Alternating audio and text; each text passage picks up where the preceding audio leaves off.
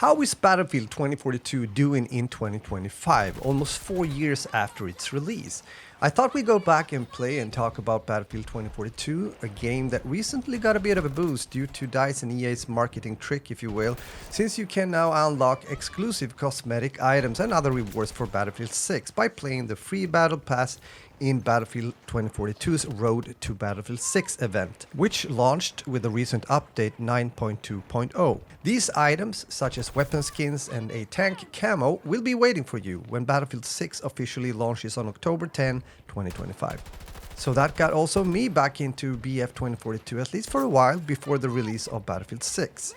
I have very few hours invested in Battlefield 2042 since it was a game that I already in the beta didn't really like and enjoy, foremost due to design choices that has been discussed and talked about as long as Battlefield 2042 has been up and running. The only times so far I've installed and played some more Battlefield 2042 is for to make a video or two, so there hasn't been any consistent progress in the game for me. With that said, I got curious to see how Battlefield 2042 is doing now after all this time and updates. Also in the perspective of me covering the older Battlefield games quite recently, such as BF1, BF4 and BF5. So if you're interested to hear what I say about those games, you might want to check out those videos later.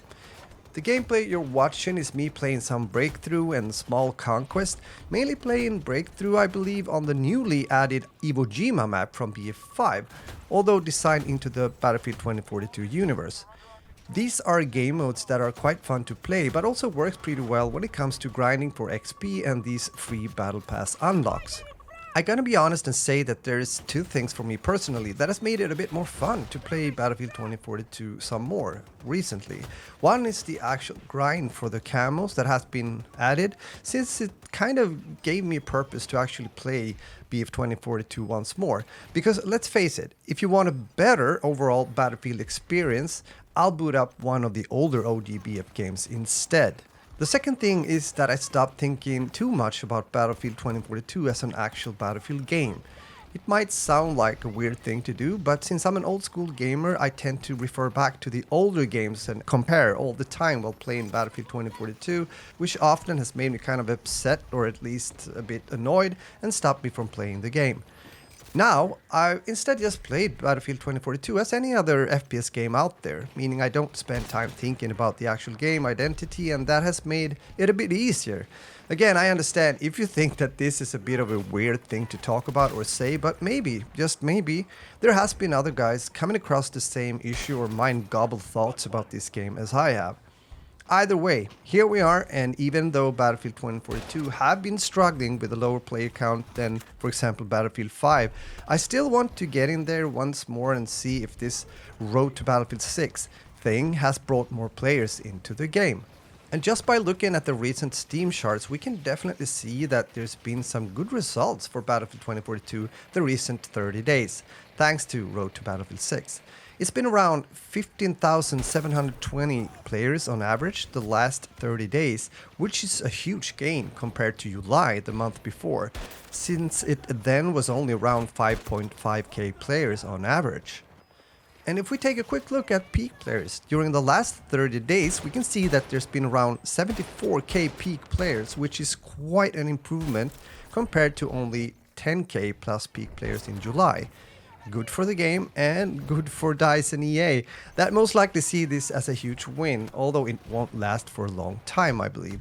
Because when Battlefield 6 launches in October, a lot of people will most likely uninstall BF 2042 and move into the newest Battlefield game available. Remember when talking about player count though that this is only on Steam, so EA Play and consoles aren't included in these stats. However, the Steam charts has often been a good way to track progress or also a decline overall when it comes to player count in various titles. So, only according to player count stats, it might be a good time now to join Battlefield 2042, since it has gotten both new players but also old BF players coming back to the game due to the ongoing BF6 event in Battlefield 2042. Check out for sales when it comes to Battlefield 2042, since I've seen in the comment sections of my older Battlefield videos that a lot of guys have been able to buy, for example, BF1 or BF5 for only a few dollars each. But even though, as mentioned earlier, it has been a bit more fun to get back into BF2042 recently compared to before, at least for me, it is still a game that annoys me once in a while. Some guns with attachment that shoots like an accurate laser beam almost, meaning hardly no noticeable recoil, the not so appreciated nade spam that we've also seen in other BF titles as well, mostly due to choke points on certain maps or even a somewhat claustrophobic map design in some cases, the feeling of getting shot from multiple angles in certain areas and buildings, just to mention a few things that comes to mind regarding some of the annoying things that you might experience as well while playing Battlefield 2042. Other things that has been mentioned over time when it comes to Battlefield 2042, although some of them were fixed, are the lack of features like the scoreboard, server browser, performance and stability issues, missing content, and the cancellation of future support after Season 7. In addition to that, there's also been complaints when it comes to poor squad behavior, which most likely is a combination of design but also players that aren't putting the effort into teamwork when playing. For example, medics ignoring downed teammates and players not dropping ammo, making the game feel like playing with bots once in a while. Also, limited customization and progression in the game has been a topic as well, such as a lack of meaningful weapon and vehicle customization and unrewarding progression system. These are just a few things mentioned by other players during the Battlefield 2042 life cycle that has made people stop playing the game.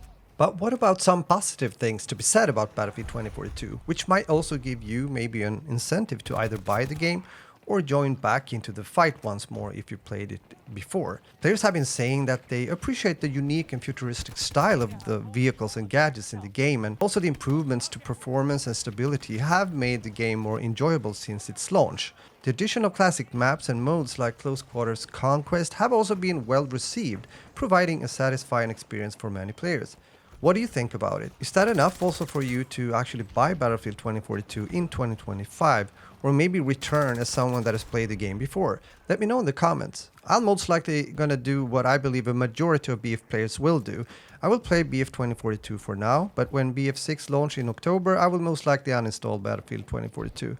Will I then touch it again? Well, I don't know. Maybe for some nostalgia, if there is any in a game such as Battlefield 2042, or if Battlefield 6 for some reason turned out to be a bad game, or another Battlefield that isn't for me, which was at least initially the case regarding Battlefield 2042.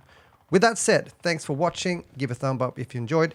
I want to hear what you think about Battlefield 2042 in the comments. We take it from there. Have a good day and later.